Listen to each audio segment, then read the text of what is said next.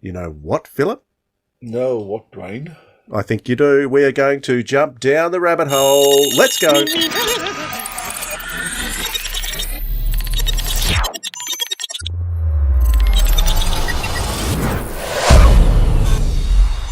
We're all over the place.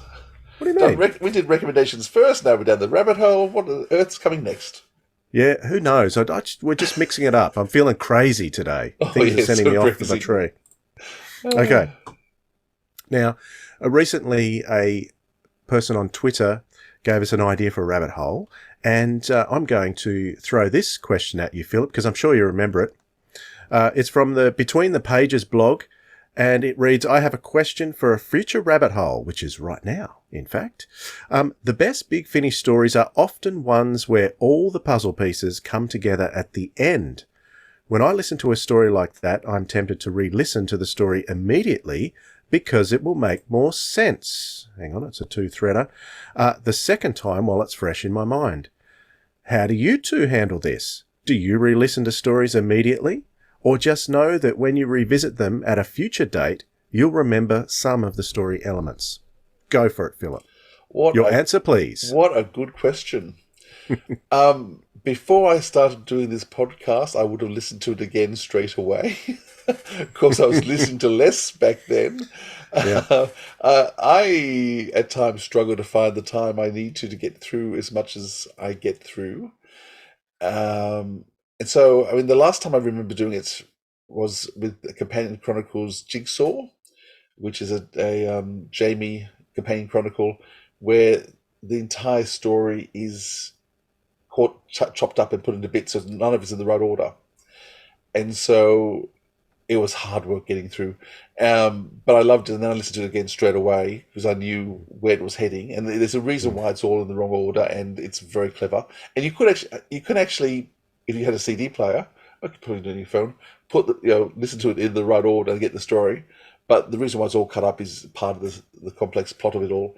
So I certainly listened to that straight away. Actually, the John Dorney one recently in Stranded, which went backwards, I re-listened to that within a week because I wanted to have another re-listen in terms of the progress and where it went. Mm-hmm. I think that's called What Just Happened. I think it is. That's pretty impressive. I can put that out of my head without looking it up.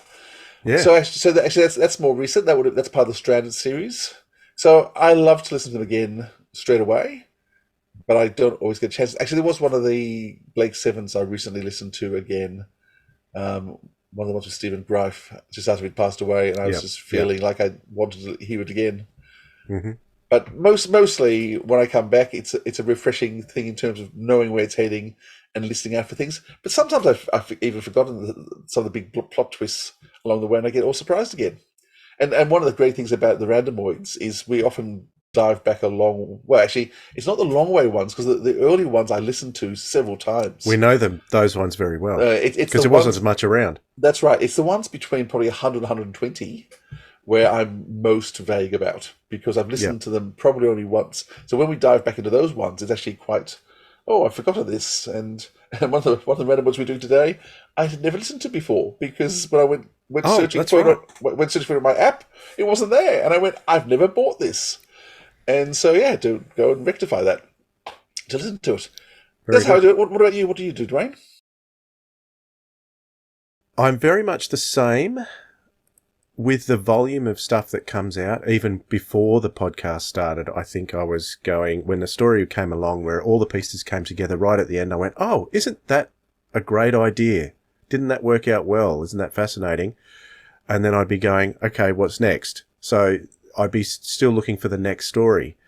But there are many, many stories that I do enjoy listening to. And I've actually been listening to recently stories that we've been reviewing. I have been listening to them twice before reviewing them.